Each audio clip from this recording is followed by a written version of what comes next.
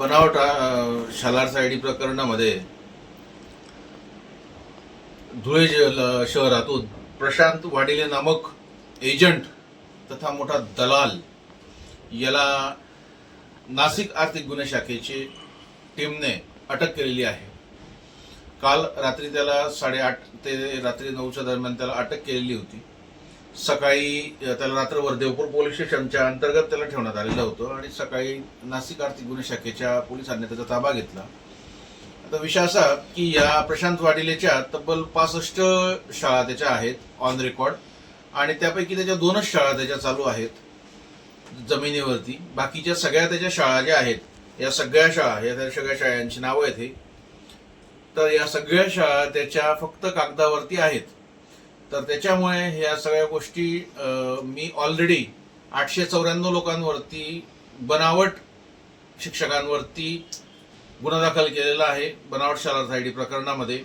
तर त्या अनुषंगाने मुंबई हायकोर्टात देखील मी इंटरव्हेन्शन दाखल केलेलं आहे या प्रकरणाच्या बाबतीमध्ये।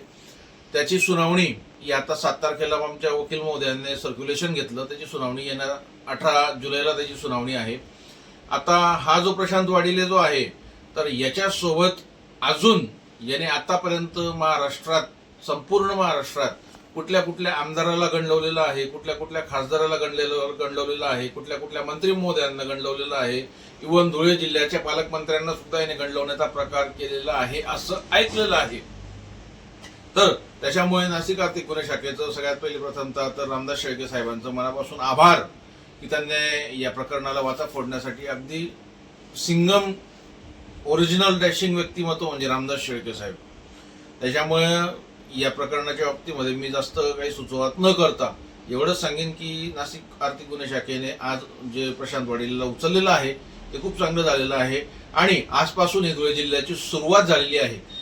धुळे जिल्ह्यात आजपासून बडे मासे तसेच बनावट शालार आयडी धारक शिक्षक जे आहेत यांना सुद्धा उचलण्याचा कार्यक्रम करेक्ट पद्धतीने केला जाणार आहे।